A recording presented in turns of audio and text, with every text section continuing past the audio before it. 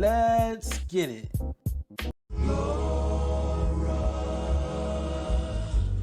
Is the face in the misty light.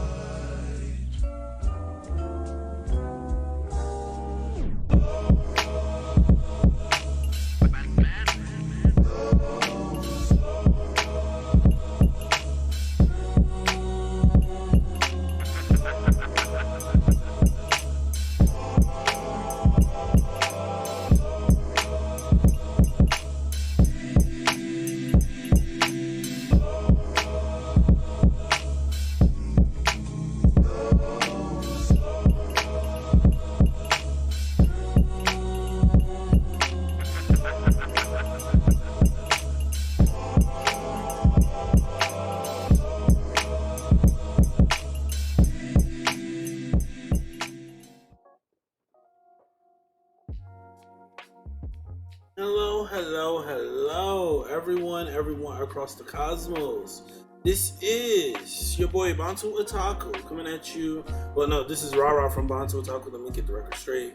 This is your boy Rara from Bantu Otaku coming at you all the facts and tidbits of my life. Once again, I know I'm supposed to be asleep right now, but Twitter argument is a Twitter argument. So, somebody wants to call me out or whatever, I'm gonna call you in. So, apparently, there was a discussion being had on Twitter, and it piqued my interest, and I will tell you this is how I ended up here. So, apparently, there was a tweet that was made, like all good things.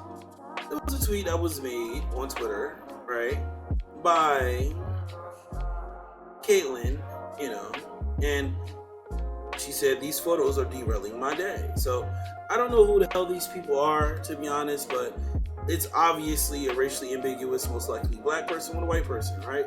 So they said the devil works hard, but the white boy agenda works harder. So, there's a lot of comments, being that this is a 97,000, liked, 9.7 thousand retweeted, 432 comment, tweet. So, I seen a lot of comments. I'm not going to go through them now.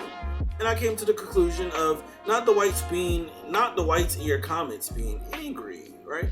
So, I posted this. Don't make me tap the sign. Fetishization is not acceptance, right?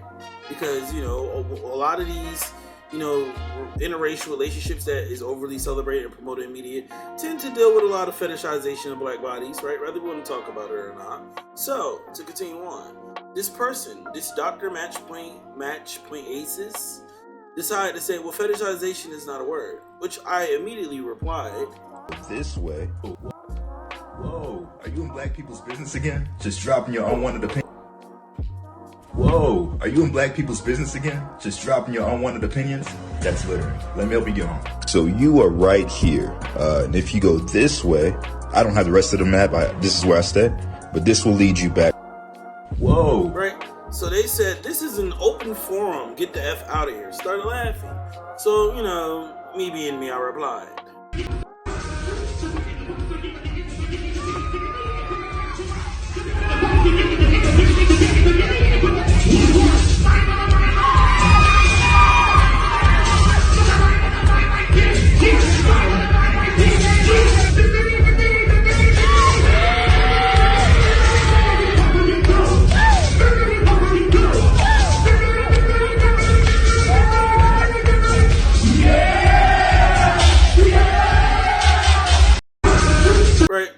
So they said, if you say stupid shit, expect pushback, right? So to that, I immediately replied, I can all get fucking blocked.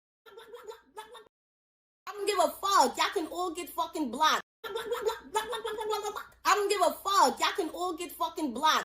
So, this person said, you can't even come up with your own content. No creativity of your own. All you got is hiding behind these stupid ass videos. What a coward. I'm like, we can voice chat in real life. If you want, it's up to you. I don't have a platform where I do have a platform where I document and record people like you, and and is willing to give you a copy of said interaction. So they said share it with me, right? So I said cool, we could talk here, right? So I sent them the Discord. As you can see, this is my infamous Discord, right? The way I have it set up, right? If you're familiar with my platform, this is typically how I have my space set up. So, this is basically where I'm inviting them to talk at. And then I also decided to go and send them some work because, my black ass ain't always seen as, space to be, person to talk to and whatnot. Oh, and what a surprise. The person also blocked me. So as you can see, this is what people do. As you can see, this is what people like the person I'm currently talking to does. They sit there, they try to call people out, but when push comes to shove, they don't really have much to say, right? As you can see, I am currently blocked by this person, and I will show you all here, right?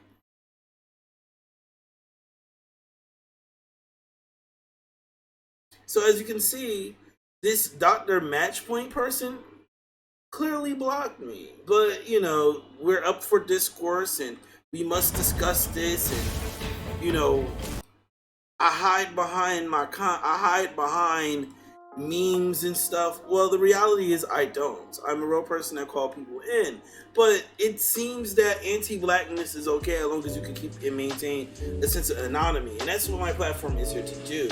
Is to not only show anti-blackness, right, from a detached point of view, but also to show you how innate anti-blackness works real time based on what occurs in my life. So in many instances, I do try to document and record these processes, these situations and phenomena that occur, and this is just one of many incidents and episodes. So what I'm going to do is do what I do best, is make a tweet. Which this tweet would be something like this.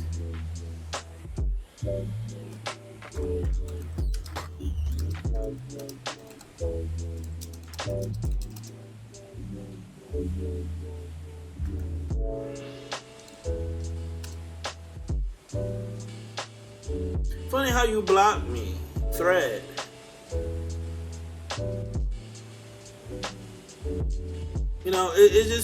It's just funny that people have all the lip in the world, all the things to say, and it's funny how fast I react. I don't wait. The thing is, if you wait, people will get away with fucking murder. You know what I mean? And to prevent shit like that from happening, you document shit as it happens. Because people will say and do anything to and justify their perspective, which would be innately wrong and also inherently anti-black. So when stuff like this happens, you have to react on it immediately, initially, screenshot, record, and document if you have the capabilities or able to. If you have a friend who have a platform, wherever, hit them up immediately and let them know what's going on and share with them all the receipts that you have. Because people like this need to be nipped in the butt. Because you can sit on my comments and my notifications and talk all the shit in the world that you want. But let's be real. Let's be really real. When it's time to have that conversation, you don't want to be here, right? I don't have to call you out. I will call you in, right? Because a lot of y'all are inconsistent, innately anti-black. So you would sit there and tell me, oh, this is an open platform. This is an open platform where I can voice how I want and say what I need to say and, voice my perspective and opinion. But the reality is, right? The reality is when push comes to shove, you don't have nothing to say. And how I know this is, that person blocked me now, so of course the notifications are there. And if since I'm blocked on Twitter, they ain't gonna be able to see it. But I do have my ways of getting around the block, so it ain't like this information is lost to the cosmos, right? Like I can bring shit back and bring shit up all over again, and that's the power of having a second browser, okay? Because this ain't the first time, it won't be the last time I go through this shit, right? But to illustrate things out to you, to show you what I see and what's going on my end, right? Well, let me bring on my beautiful decoration back, right? Like, I don't sit here and painstakingly do this shit for nothing, okay? So, yeah, about this tweet, right? So, along with that, I also sent another tweet, right? And this tweet dealt with this point right here. Hold on.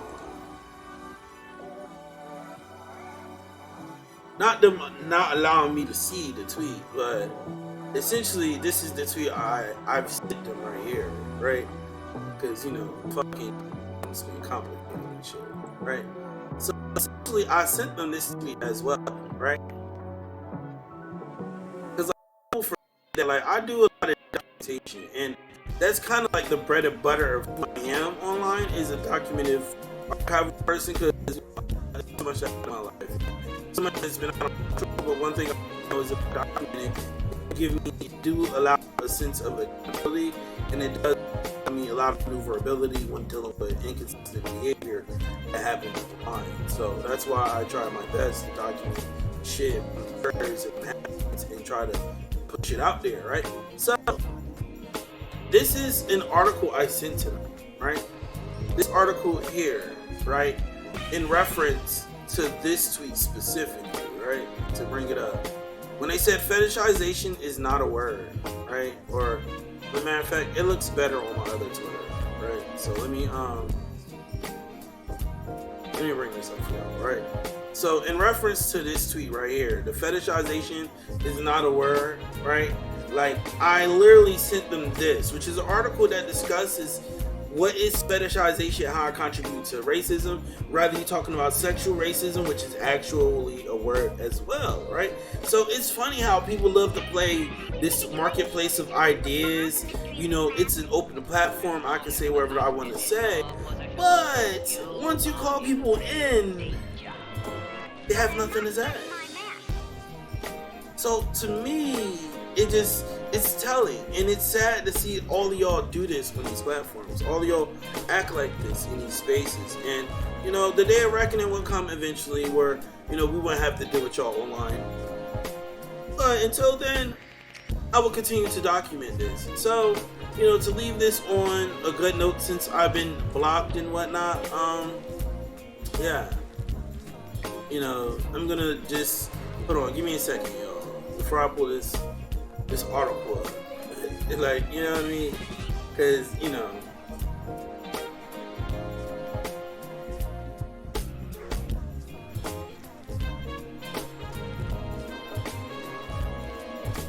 I'm gonna just save this spot for this video. So once it's done and I highlight it, it's all there, okay? So everyone sees how my process works all the time, right? Screenshot them blocking me. We'll leave a link to the tweet, to them inviting, to the invitation, them wanting to come out, all that good stuff. Have a link to somebody who's a little bit more credible than I am, and then I'm going to link this video in there as a nice little sandwich and a nice send-off to showcase how inconsistent people are, and to show you how this person just recently blocked me, okay?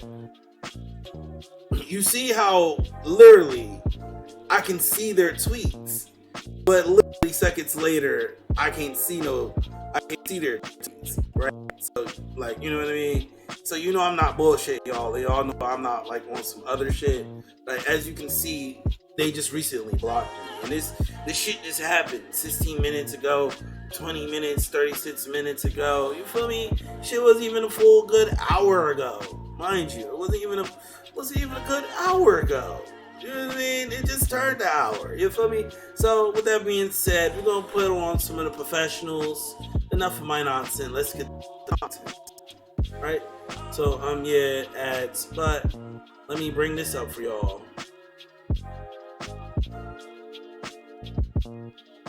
So we all can see what's going on. Alright. Now all that's out the way. Let me go in. Press play. What is fetishization and how does it contribute to racism? Sometimes it's difficult to understand why racial fetishization is problematic. The act of plus giddy In our quest to combat racism and oppression, we must look not only at the direct acts of bigotry, but we must examine behaviors and actions that seem inconsequential and even affirmative, but that actually perpetuate stereotypes in insidious ways. One such example of that is fetishization. Fetishization can be thought of as the act of making someone an object of sexual desire based on some aspect of their identity. For Black and Indigenous people of color (BIPOC), the fetishization of their race, ethnicity is not a new phenomenon. It is not uncommon for a person on social media to state their dating preferences, and while on the surface it may seem benign and even complimentary, oftentimes these preferences can actually reinforce harmful stereotypes that are already held about different groups. Racial fetishization comes in many shapes and forms.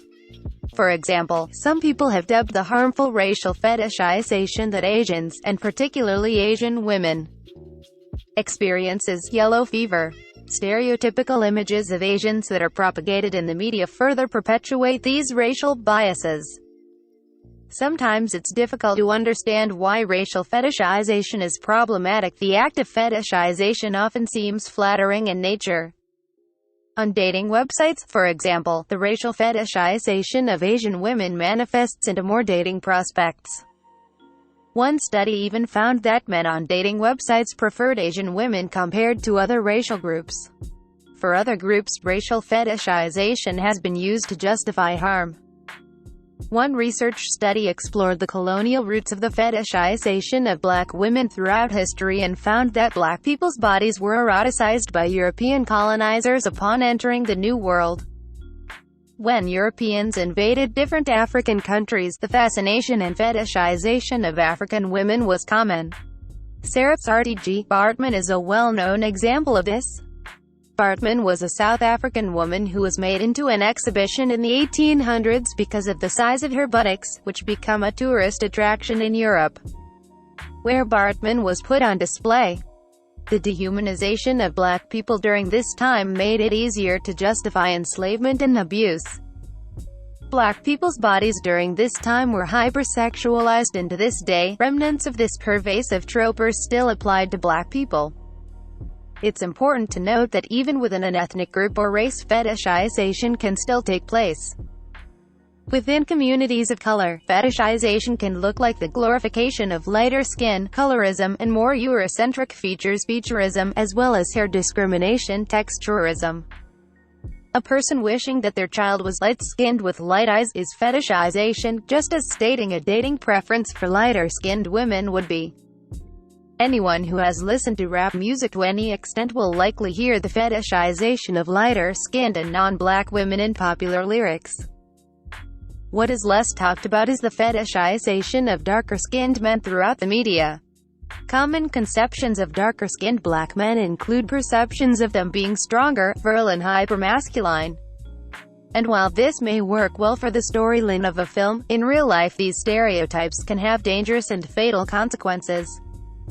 Fetishization serves to continue problematic notions about different groups of people and makes it easier to treat individuals in a way that aligns with our specific biases. Promoted. Fetishization often continues the racism we are attempting to eradicate. Awareness is so vital to interrupt our biases.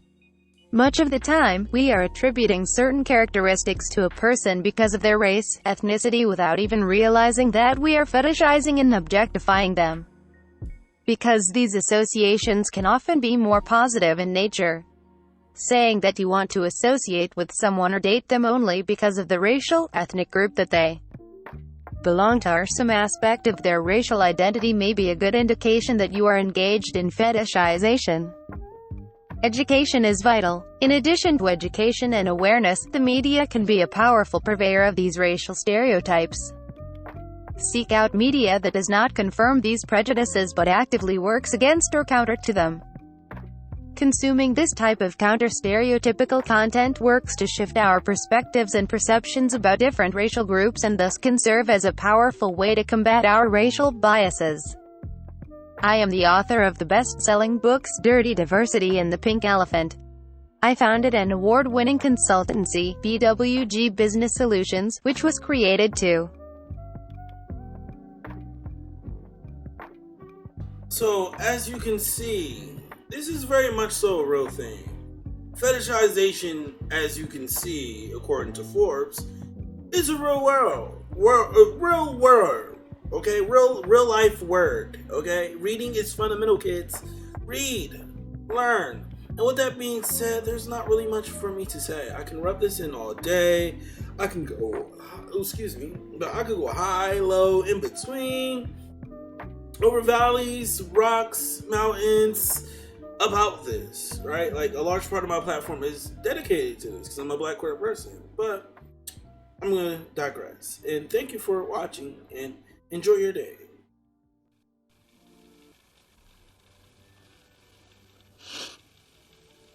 I always had hopes of being a big star.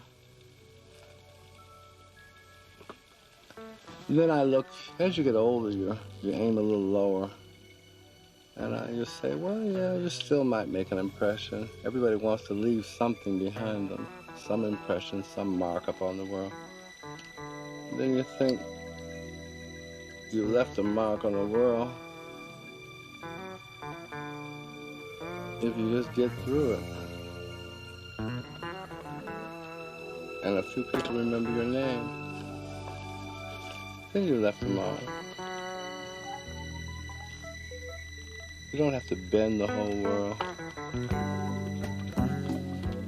I think it's better to just enjoy it. Pay your dues